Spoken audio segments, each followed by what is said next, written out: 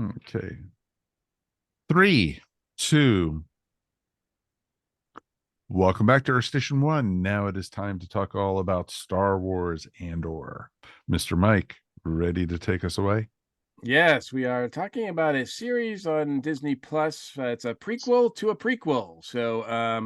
Uh, this was well, we'll get into expectations, but first I'll introduce the crew that we have with us. Of course, our Star Wars person, Ashley Pauls, is here with us.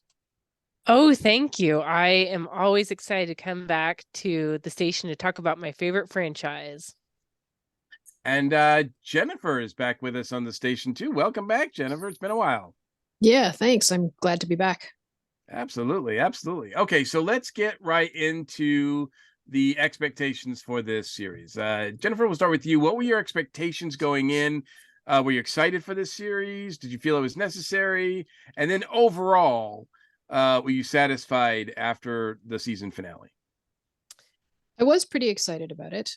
I enjoyed the movie Rogue One, Okay. and one of the things that I was looking forward to is I was actually talking to my boyfriend about this before because it isn't really this.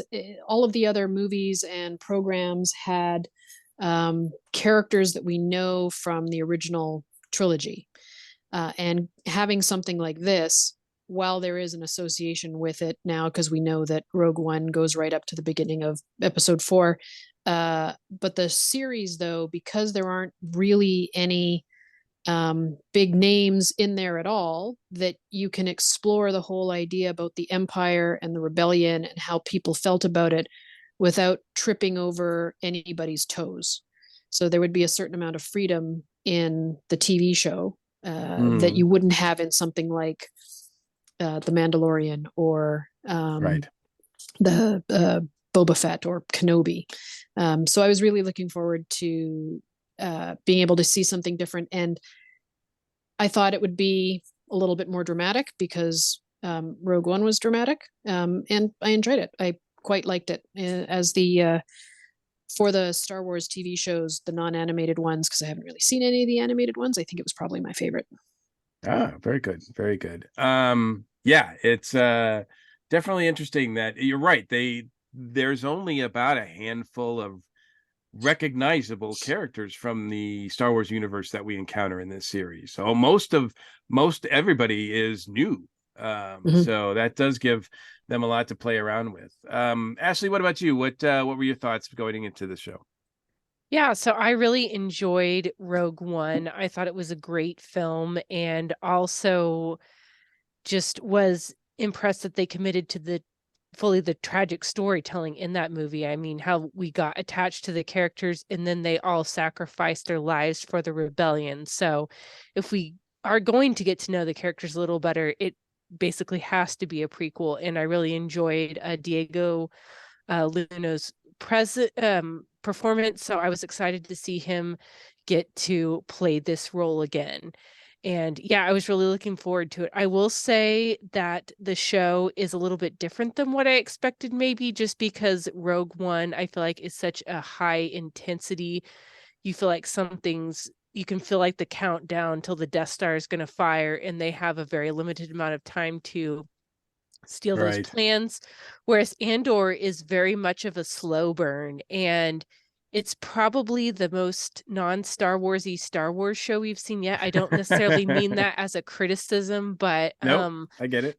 there are no Jedi or Force things, which just happen to be my personal favorite thing of Star Wars. So I feel like Andor is a show that I didn't immediately love it as much as I was hoping to, but I feel like it's one that will grow on me over time as I chew on it and come to appreciate it and accept it for what it is. I think there's some really great character-based storytelling and ideas like mixing around with some of the morally gray corners of Star Wars. And so I think that this is one that's going to reward repeat viewings. I'm really curious to see what happens in the second season because I feel like this show will reward a future binge watch, just watching it all together Mm. as one overarching story. But yeah, I would say that they managed to surprise me. It was a little bit different than what I was expecting. It was really great to see Mon Mothma and just some of the tension involved in starting this rebellion and some of the moral compromises characters have to make. So just really fascinating. And again, nice to see some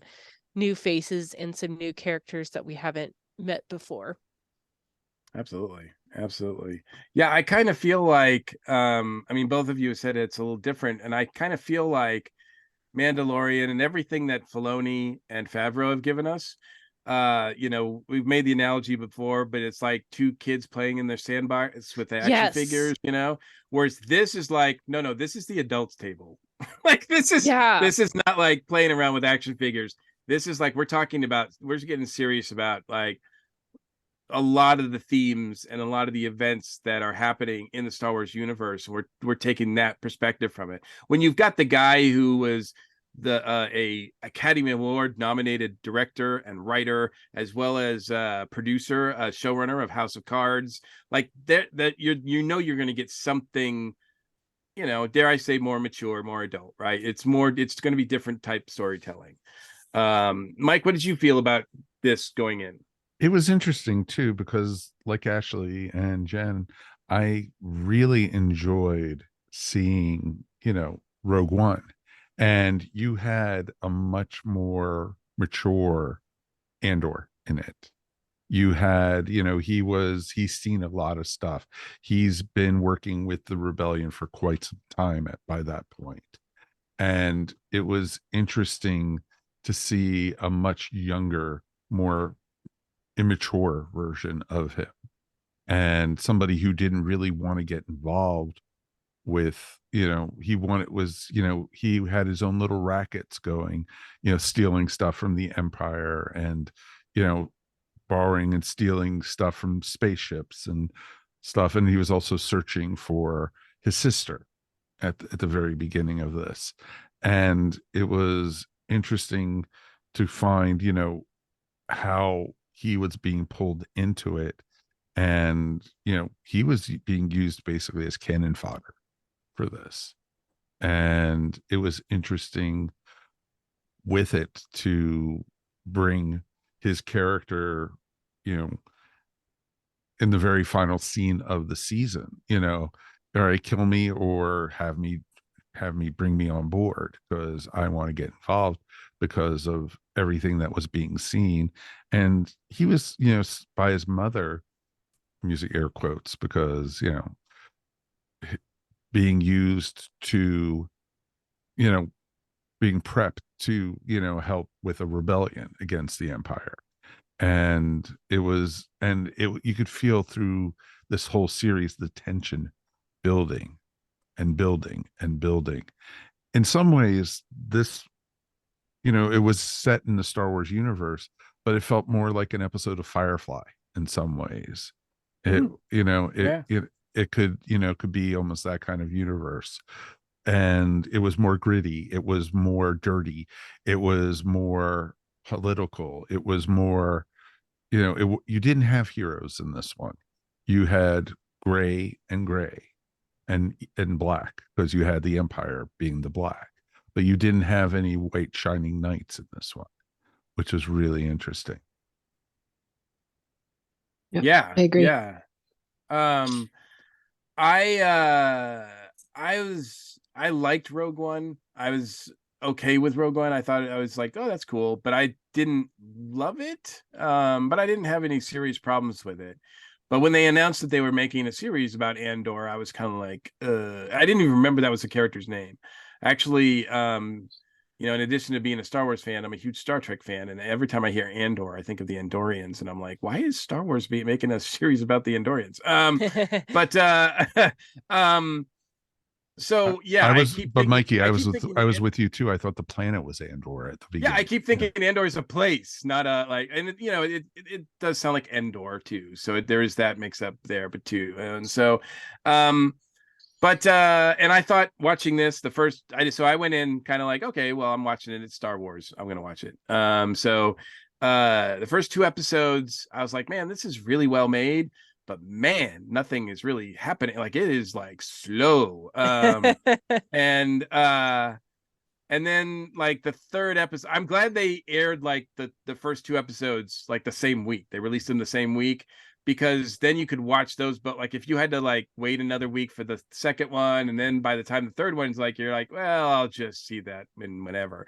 But because you get the third episode, and I think that they do like 3 episode arcs this whole season, so you get like, yeah, so usually the third episode is the one, like the first two are set up, then the third episode is like something really big happens. And like you guys were saying, it is like a unlike the countdown to the big event that is Rogue One. This is, like you said, Ashley, this is a slow burn. This is like a sort of you're lighting in the first episode, you started lighting the gunpowder, and you're just waiting for it to get to the barrel until the final episode of the season, when it literally like explodes.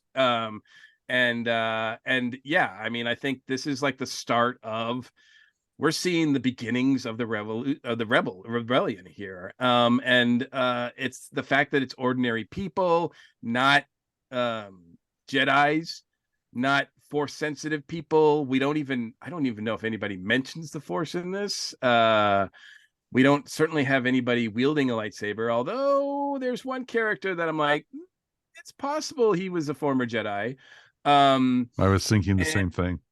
That staff, it looks like it could be a former lightsaber. There's a nerd guy on YouTube who had somebody contribute and say that they thought that Luthen was a former Jedi because he has the same last name as some master. Oh wow, okay. Yeah, I think it was yeah. Master Rael, Luthen Rael, and Gotcha. he went through the whole. If you want me to say the nerd's name on TV, it's Ryan Airy.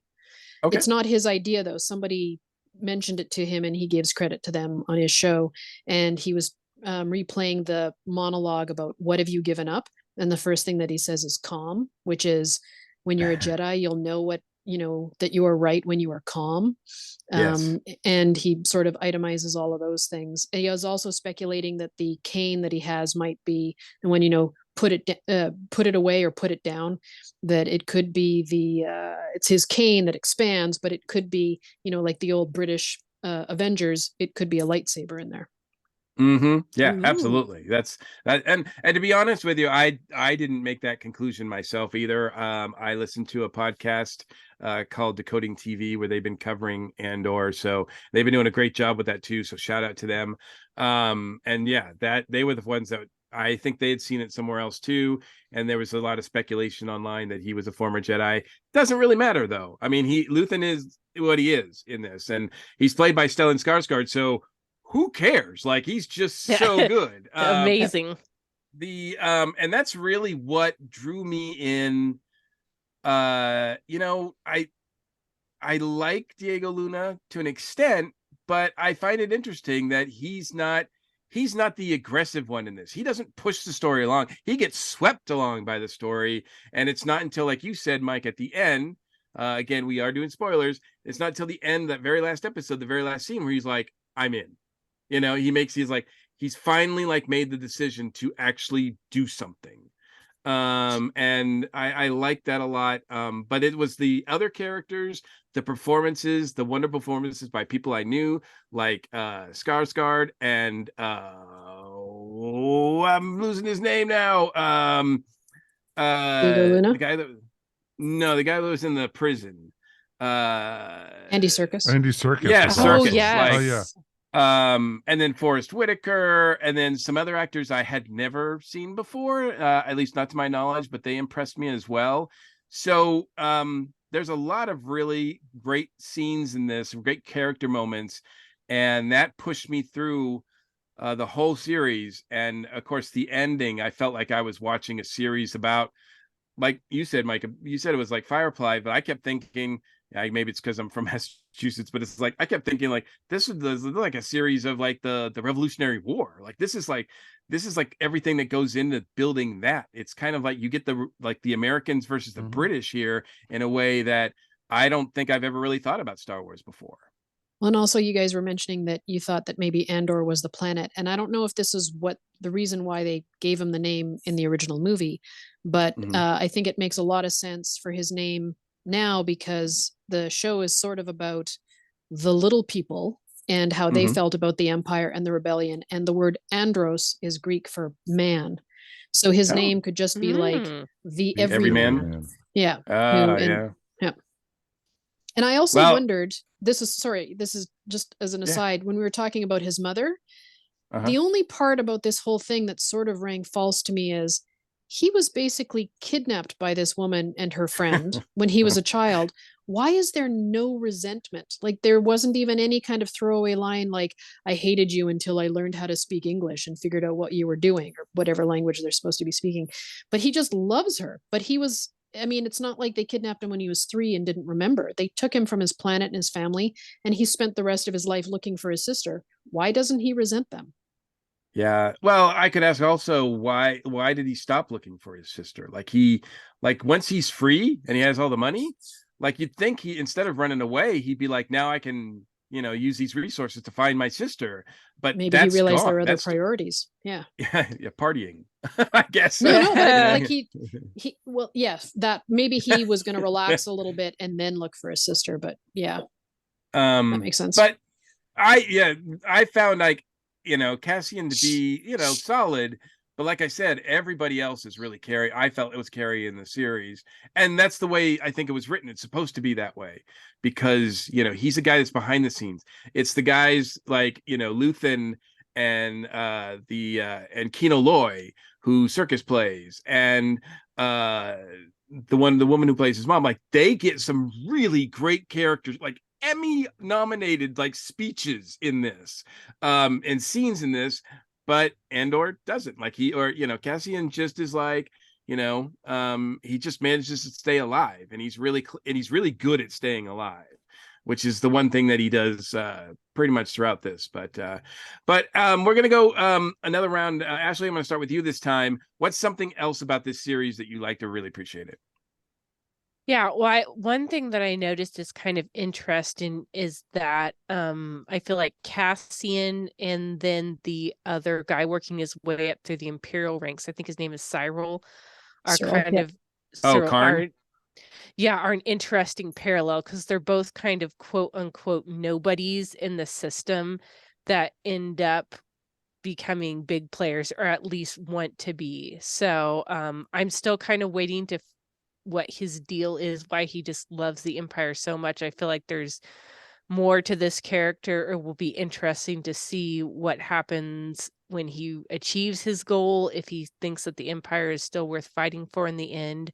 So I'm kind of intrigued to see what happens with that character. I love the idea of Luthen's cover for the rebellion being this antiquity shop. I think that's really fascinating, and his assistant seems like a cool character, so I definitely want to learn more there and how he and Mon Mothma are working together. And I thought it was really interesting to get to dive into more about her character and that her personal life, she and her husband are seemed like they're somewhat strained, and she has a difficult relationship with her daughter, so Just it's a really little bit. yeah, Just a just a little bit. tad. So it's Just interesting to slightly, see, slightly.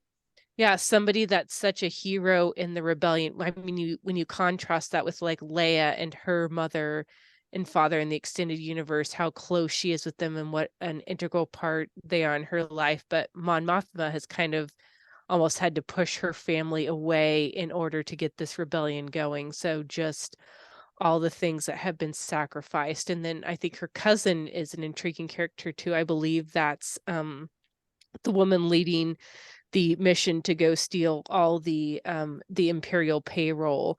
It's kind of interesting to see that too. So yeah, I feel like I agree with what you had said about Cassian Andor not even being the most interesting character in this show. I feel like there's so many other interesting little side characters, and how they're all going to come together in the second season is going to be really fascinating, I think. if Yeah. they do Or come not. together. Yeah. Yeah, No, yeah. oh, that's the one thing about all these characters that are new. Like, we haven't seen them by the time Rogue One starts. So, they might be cannon fodder. Who knows? But because this show does seem to be about sacrifice. Yes. How much are you willing to sacrifice for freedom, and freedom, not just for yourself, but for other people as well? I want to stick with what you said, though. You kind of opened up with Karn, and I think Karn and Miro, is that her name? The supervisor for the Imperial Security Bureau. I think their sort of relationship that builds throughout this is so interesting. And at first I was kind of like, wow, are we supposed to feel sympathy for Imperial people? And I didn't know if they were possibly ever going to like defect, because that's why we were spending time with them. So maybe we'll see them on the other side by the time this is over, because Karn seems like he's after a murderer, so he's after justice. Now, of course, he wants a promotion and everything like that. He's really selfish. He's a little spoiled, selfish kid. We find that Oh, out from big time. Big time. But so what did you think of Karn and Miro, Jennifer?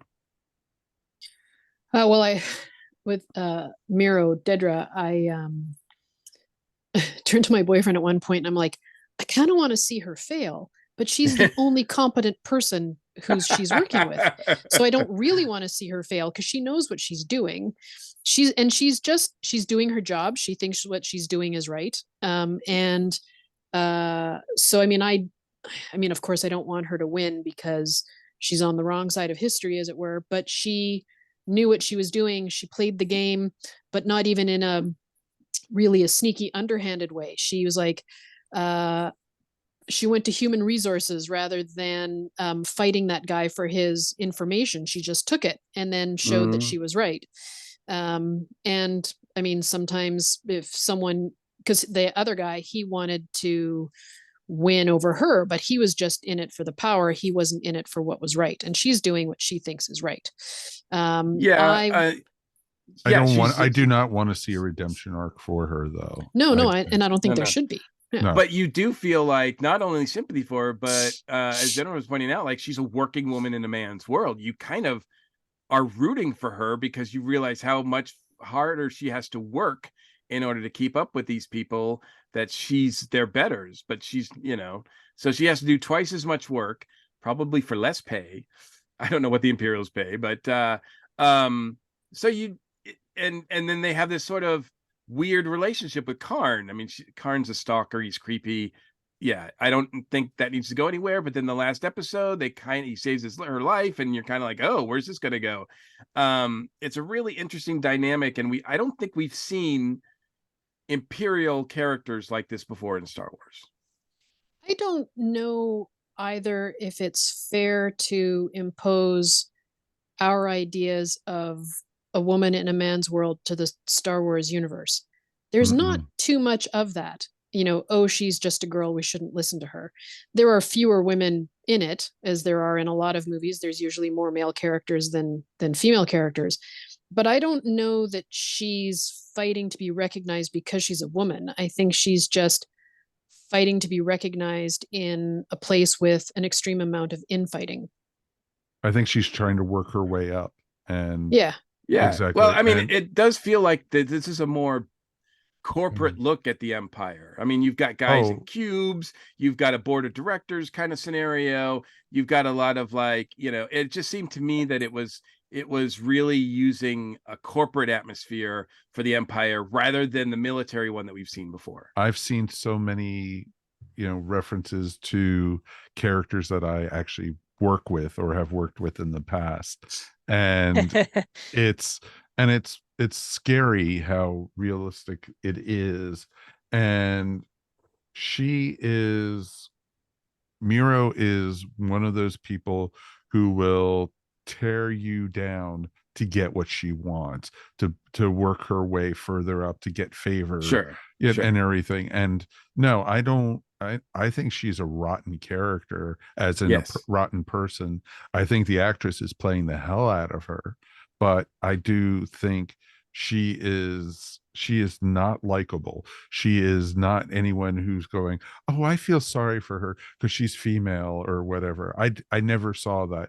It could have been a male or a female doing the same thing, because I've worked with people like that so much, who will just chew behind your back, and take credit for your work and Right. everything. And you saw that in this With Cyril. completely. Yeah, Yeah. exactly. And Is Cyril the only one that we see that with? oh, you saw that she's, when she was told not to do things by the supervisors, she did stuff that she wasn't supposed to be doing. And she was being successful at it because she found out information about Andor or some of the other the rebels and such, about that one ship that they captured. And they came up with the plan to interrogate the person and about the power plant, which you never saw the power plant raid and everything. It was talked about, but I'm glad they didn't show it, because it would have taken away, and it would have been a huge battle scene that would have taken the whole series out of the feel that they had, because they were building and building. The one battle scene you really got in this was the rebellion in the final episode, and that's what made it more powerful, because that Let me was going towards it. let me ask you a question about your feelings about Dedra. If it was in the rebellion and someone had been told, don't do this thing, and they did it anyway because it was the right thing to do, would we then think that they were a good person? No, because I totally I no I totally hate people who do stuff like that, because But so I've worked with too many of them. They could have been a rebel, or they could have been with the Empire. I care less. I despised her for the way she was going around things. so I And people that's despise should her like, just because she follow was like, orders? she was cool with torturing people. oh, Like this well, woman is like, Yeah. like she's straightened up. Like she gets enjoyment out of like torturing Yeah. other people, and that other than that, her practices, moving up and doing her job, I think are pretty competent. I mean, I think she's more than competent, and she's still not taken seriously. In that last episode, they do capture and they kill all the rebels in that raid, and she's like, why didn't you leave someone alive? Like, why wasn't I part of this? They're totally still dismissing her, even though she's been doing her job like better than anybody in the room. Mike, it sort of sounds like you think that people should just follow orders. no, not at all. Oh, I spin to my own Wow. I spin to my own wheel, and that's the whole thing. But she's one of those people that is going up the corporate ladder and will not take any prisoners to get what she wants. And then the whole thing with the other character stalking her, and that Look, that we was have an just incel in Star Wars. Creepy exactly. Karn. It was Yeah. Karn. It's just that's a great name for it. And it was funny as hell, because Karn was told to stand down at the very beginning. It was two security people who, they weren't supposed to be there anyway, and they met with the wrong person. And let's not, go into this. And good old Karn, when his supervisor went off to his training sessions or whatever, went behind his back and escalated it, and that's what started the whole thing, which Well, is yes and no. I mean, let's face it, Cassian killed two dudes, like straight Yep. up in the first episode, murders two dudes. yes. And so this is a different, right away within the first 10 minutes that this is a different kind of Star Wars show. And Karn just wants justice. He's going after a killer. And from his perspective, he doesn't seem to have any doctrine of the Empire. He doesn't really No, he seem to be doesn't. like He's believing in the Empire. He just wants justice for this murder. He's going after a killer. Now he's creepy. He's a mama's boy. He has all sorts of issues. So I'm not saying he's a good guy, but I mean his actions in the beginning when when the supervisor says like, don't worry about it, like we'll just let a killer go free. It's like, I know those two guys, they were probably up to trouble. It's like, no, that's not the way the police, the inspectors should work, like, and so I think that Karn is not sympathetic, but I certainly think oh, he's understandable in the beginning. It's only later when he becomes creepy. Well, look Yeah, at rather look at who his suddenly. mother is too. You know? Yeah. And Well, I don't yeah. I don't think Once we meet the mom, it's like, ugh. yeah, Yep. he's not It a explains a mama's lot. boy. Yeah, he's not a No. mama's boy. No, he's I think he's motivated by trying to prove to people that he can do stuff. His mother has been making him feel his whole life like he can't do things, that he can only do things when other people help him. And so he wants to finally do something. He sees something that's gone wrong, and that when Cassian kills those people, I remember thinking, oh, he's a lot more violent than I thought he was. But he's never like that in the rest of the time. Like, He do we was. not I have was guns surprised in on Rogue stun One. in Star Wars? I was surprised in Rogue One when he straight up murders a dude. Yes. Like when And so we're I guess that introduced to Cassian, he's murders a guy, and I'm like, oh, that's not something I'd see Han Solo do. except with Greedo, but Greedo, right? Yeah, That the was very justified. the very first scene you see Han Solo in, you know? I No, thought didn't Greedo Greedo shoot shot first. no. But I mean, I thought that would be like, it would make more sense if you could see him in the TV show build up to becoming the guy who kills people for the rebellion. In this one, he just kills someone the first time we see him, like in the movie. Is it just a callback to the movie? Because I think it would have been, in my opinion, because you never really see him do it again in the show unless it's in self-defense or something, and he seems kind of nervous. He doesn't seem like a cold-blooded killer, except at the beginning when he kills these two guys who are really just trying to shake him down. I would have thought it would have made more sense if he had like a code against killing where he was supposed to kill them and then didn't and just beat them up, and then they still look for him because he can't quite bring himself to kill them, but instead he just does it, and then the rest of the show he comes across as somebody completely different.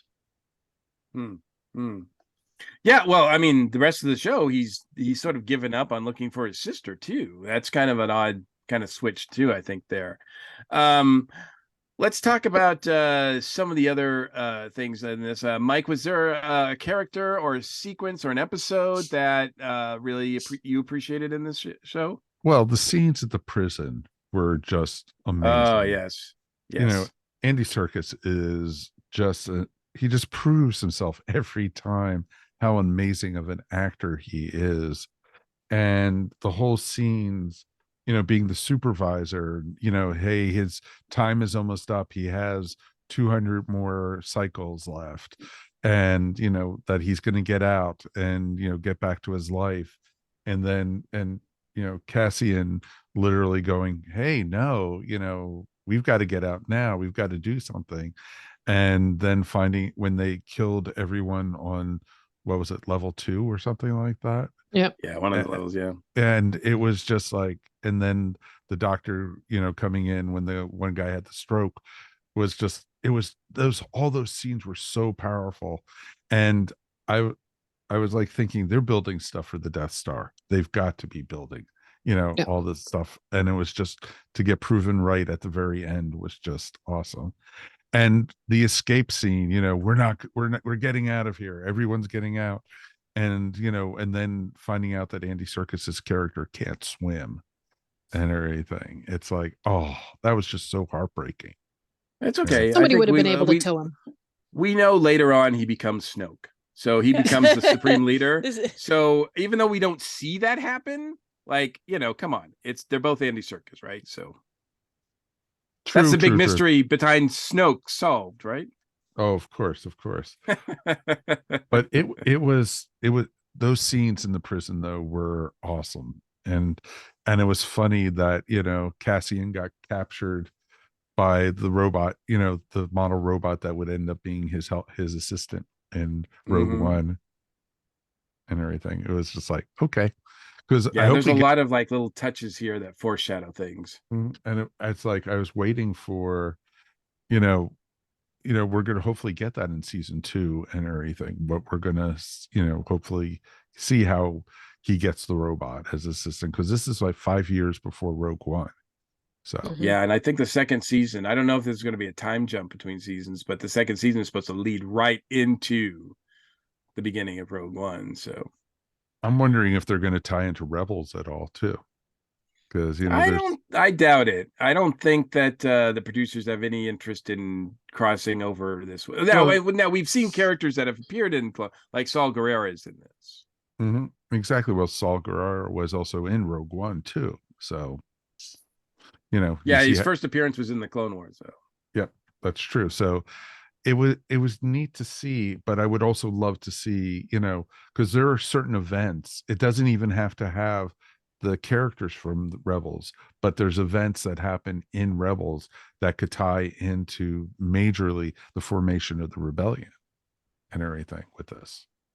So Yeah. Well, I mean, I think that's where the Mon Mothma, I mean, obviously how her journey is not even halfway there yet. oh, So she's not even there yet, anywhere near it yet. How so does she feel that she's safe to talk in her home, provided by the government? She doesn't think it's bugged. that's kind of I can only imagine she's got them, like she's got it scanned or something. Sleepers I or don't whatever. know. Yeah. So yeah. or or Otherwise we'd how have no full scenes. or how foolish about the limo driver and everything. You knew he was, She knew he was he knew, listening. Yeah, yeah. she's throwing her husband under the bus to cover for the Yep. money. Yep. Yeah, and she's throwing her daughter under the bus too. Like Yeah. Yeah, but she doesn't want introduce me to. to this like No, guy. she didn't want that. Well, She did she doesn't not want want to, that. but she still is. And the daughter though wants Um, it though too, right? It would be worse yeah. if the daughter was like, "No, don't make me do this thing that I obviously really want to do because I'm following the old ways because you're not and I hate you because you're my mom." Yeah. That sounds about right. Yeah. Yeah. We've all Teenagers. we've all been there. Yeah. Absolutely, absolutely. Before we move on, is there anybody else? I thought the prison stuff, that arc, that 3 episode arc, was pretty amazing too. I really liked the aesthetic choice, the style of the way the prison was and it was shot. It really had a, you know, early George Lucas THX 1138 feel to it. I know that was intentional. I thought it was really compelling, and of course Andy Serkis was amazing in it. And other stuff that was, I mean, the whole sequence was pretty cool, filmed very well. I thought it was a nice kind of diversion away from things, but also, yeah, I mean, they're making parts for the Death Star. So Cassian is making parts for the Death Star. He helps create the Death Star. Of course, we know the Death Star kills him, but he also does things that help it get destroyed as well. So, like, it is sort of this whole sort of thematic. I like the themes that's going on here with the Death Star and Cassian here. But any other notes about the prison sequences? I really liked the breakout. Yes. I liked the way that progressed, and it felt similar to the funeral in the, like you could feel it sort of building. It's like, oh my God, where is this going? It's just a funeral. Why am I so tense? Oh, that was wonderfully done. That was such a tense scene, and of course, the way it ends up, and it's just amazing. Jennifer, was there anything else about the series that you wanted to point out or reference? No, I think I managed to jam it all in there. You did a great job at it too. I'm impressed. Thanks. Ashley, anything that you noticed as well? I thought the musical choices for this series were interesting. In some ways, it almost made me think of like Blade Runner more so than a traditional Star Wars, which I think fit in better with the theme and kind of let you know this is something different that you're going to be watching. So yeah, I feel like the musical choices really helped sell what type of series this was going to be. Yeah, and the opening and closing, I think, are different music every episode. Depending, I guess, on what's going on in that episode, although I didn't really, invest in that too much. Although I did not, I don't know. It's like it says you can skip it, like on Disney Plus, it has the option to skip. It's like it's only 5 seconds. Like I can wait. I can wait it out. But I thought of and it's something. Star Wars. I thought of something I didn't jam in. Yeah. Uh-oh. So it's not a big deal, but kind of like in Han Solo in the Solo movie, the girl that he's in love with looks a lot like Princess Leia.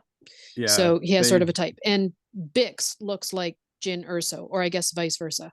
So you can sort of see, I mean, it seems like only, yeah, the blonde, they have a type. The blondes are evil, the brunettes are good.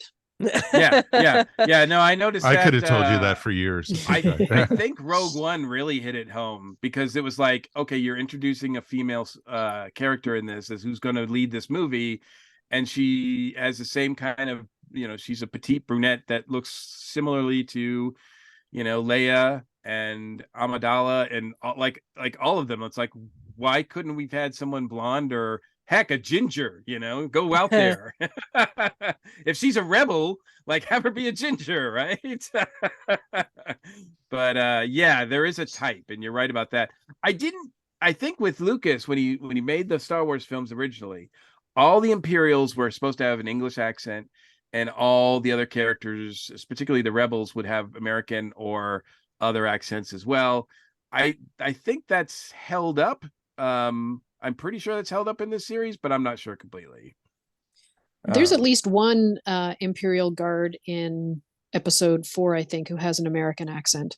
I was just watching something about the Lost Cut yesterday, and it was showing a bunch of shots of Imperials, and they had American accents, and then they dubbed them over with British or vice versa. Gotcha.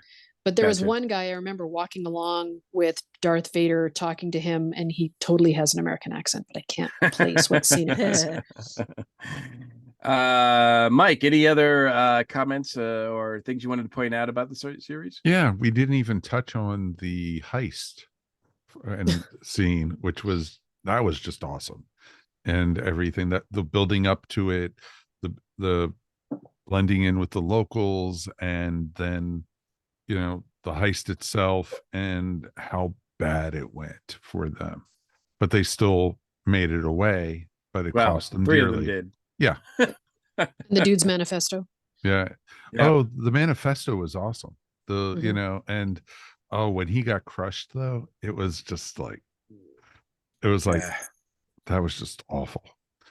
But it was interesting to see, and I'm going to be very curious to see where it goes from there. And it's because they're starting to get funding and trying to get steal from the Empire, and it was a really neat scene, and the building up to it. And I thought they were going to fail. I didn't think they were going to make it and everything. I thought that's how he ended up in the prison, because I had heard about, I was a little bit further behind, and I knew they had the prison scenes coming up, and I thought that's they were going to fail, and that's what it was. And it looked like they were a couple times.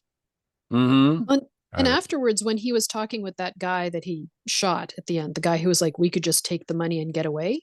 Yep. When I was watching that scene, what I thought that guy was doing was that he was trying to evaluate whether Cassian would do that or if he was with them in the rebellion.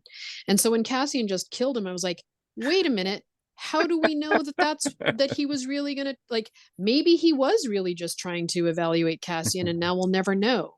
Because Cassian was like, oh, you're a jerk. Especially when he tells Vel, and she's like, I find that hard to believe. He would never do that. And I'm like, oh my God, I hope he didn't just murder a dude just because he's like, oh, you were just playing? Oh, I'm sorry. Oops. Yeah. Did I pass the test? I'm not sure. When in doubt, Cassian just straight up murdered dudes. Well, and if that guy though was really trying to walk away with the money with him, if they went to Val and he's like, this guy just said this, and the other guy is like, no, I didn't, and then you would know that guy was a bad guy. But then it would be, well, which one do we trust here? We don't know you. We know that you're hired as a mercenary, Cassian, so we're not going to trust you, and we're going to kill you, and then the show is over. It kind of felt like a scene, like, what was that scene for? Was it just to show us that Cassian is just going to kill people without thinking? Because otherwise it didn't seem to serve too much of a purpose to me. Yeah, well, you still got the instinct, that's for sure. And as long as it's bad guys, I guess it's okay. So It's okay to punch Nazis. Yeah, exactly, every time. And that's really what the Empire is, right? So Mike, let's spend a few minutes as we wrap up here, talking about what we want to see from season 2. We're probably going to have to wait another year and a half, because it's probably not going to air until 2022. Goodness, that saying that out loud just It sounds is, weird. Mike. It is 2024. I was going to say 2024. It is Right? 2022 right now. I don't even, that's amazing to me. That just sounds so much like a future like Blade Runner type year. Anyway, That's 2019.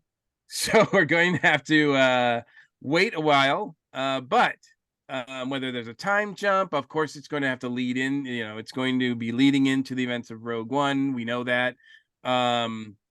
What do we want to see? Do we want to see like Cassian and Vel and Cinta like taking on rebel missions for Lutheran or whatever, and doing their rebel thing, or where do you want to see this go? Do you want more Karn? I think um the the decoding TV referred to it as Karntent. All the scenes with Karn and Deidre is Karntent. And do we want to see more content? And what, Mon Mothma's story. Anybody else? What do you want to see, Ashley? Yeah, so I mean, it's tempting to want to load up the second season with cameos like, oh, what if we saw a little Vader or a little Emperor? And while the fan part of my brain would love to see that, I don't think that would do this show any favors. So I hope they kind of stick to the characters they have now. I think adding in K2SO and showing how that impacts Cassian's character could be worthwhile. I would also be interested to see if director Krennic, he was another big player in Rogue One, and maybe seeing his character explored a little bit more could be interesting, especially since he's kind of a guy that's also fighting to be noticed and recognized, and then Tarkin just kind of sweeps in and takes credit for the Death Star under him. So I feel like his character could play along with some of the similar themes. I would be intrigued to see if Luthen was perhaps a past Jedi, but I wouldn't necessarily want to see him like whip out his lightsaber and use the Force. I think it would be interesting to maybe see like that was his past. He set that aside and now he's just working more through the espionage venue. And yeah, I'm curious to see what happens with Cyril. I don't necessarily think that he'll get a redemption arc, but maybe he'll end up with some regret at the end. I could kind of see that happening in some way. So yeah, I feel like there's a lot of interesting things that are going to go down here, and then seeing Mon Mothma and what other compromises and decisions she has to make. So yeah, I think there's a lot of great character development yet to come on this show. Absolutely. Jen, anything else? I wouldn't mind seeing a little bit more about Mon Mothma's religion, the culture, just a little bit more of that. I also want to know who all these Bothans are who died to get us the Death Star plans. And there was something else. There was somebody that I was thinking about when Ashley was talking. I can't remember anymore. So, but I mean, I like that she's like Mon Mothma's a senator, and I don't think I knew that before watching this.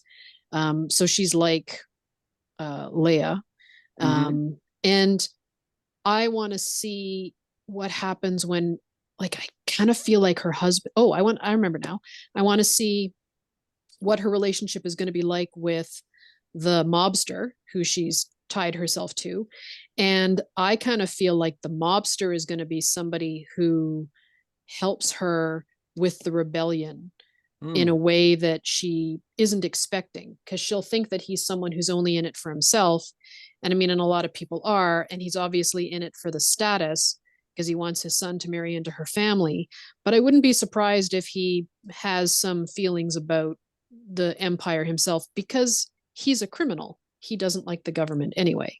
So maybe he's trying to finagle his way into the government because he thinks that when he's on the inside, he can make change. Excellent. Mike? What she said. That's it. That's good. No, there's so much they can do with season 2. It's going to be very interesting to, see where they grow the characters, and, the rebellions, the rebellion is bigger when you get to Rogue One. And because basically, you know, the universe is on the brink of, full out, civil war when you get to Rogue One. And they're not at that point when we get to the end of season 1 of Andor. There's got to be a lot more to get to that point, and more planets rebelling, more places, more people dropping out of the empire, and things like that. And it's going to be real interesting to see where it goes, and the stories, and are we going to get more cameos from well-known characters? Like Ashley said, I'm hoping we don't see Vader. I'm hoping we don't see the Emperor. And stormtroopers are a dime a dozen. That's fine. But this is the people they're going up against. I'd rather see the bureaucracy of the Empire going up against the building rebellion. I think that's part of the fun I'm looking forward to seeing in season 2. And like I said, more maturing of it too. But the interesting thing we're also going to see is, what's going to happen to Luther. You don't see him in Rogue One, so something's going to happen to him. Is Maybe. is he going to die, or is he just, going undercover or something, and you don't see him in the movie or something like that? Yeah, it's a big galaxy. He could be anywhere. Yeah, well, Absolutely. exactly. Absolutely. He could And he be could always he could be continue to manipulate things behind the scenes, but he's just like really quiet. I mean, I love that speech that he gives about giving up everything. It is so powerful, and I'm like, yep, Emmy nod right there. Yep. Not that he's going to get it for this show, although if there's any Star Wars show that's going to get a Best Actor, Best Series, whatever nomination, it should be this one. Yeah. I think. Well, Skarsgård, I definitely could see getting a Best Supporting Actor nomination or something. I would love that. I would love that. Wow, everybody talked and nobody said they wanted to see more B2 emo. Like, I just been surprised. Like, man, that droid like really tugged at the heartstrings, didn't he? Oh, he I was totally forgot awesome. about him. That was, yeah, hitting you in the feels. Yeah, and it wasn't. Was there anybody in this one who was like, "I hate droids," like in the other ones? No. Everybody seemed to No. acknowledge him as like, "Oh, he has feelings." Oh. Yeah, he had, well, I mean, he's appropriately named. He's the most emo of any droid that I've ever come across, I think. Like, I mean, he's just he just wears his metal heart on his sleeve. That sequence where they're carrying out her body, and it's from his point of view. It's just like, wow, that's Marva. That's they're carrying out her body and everything, and he doesn't want to leave. He doesn't want to be alone. It's like, yeah. But at the end, he's the one that kind of is there, presenting her message to everybody. So that's that's cool. He gets shoved around, but we don't know what happens. Well, no, he escapes with the others. So whether or not we'll see them again, I don't know. I hope so. We probably will. But yeah, I think that wraps it up. So thanks everybody for joining us and talking about Andor. We're going to be right back and we're going to close out the show. Thanks for having us.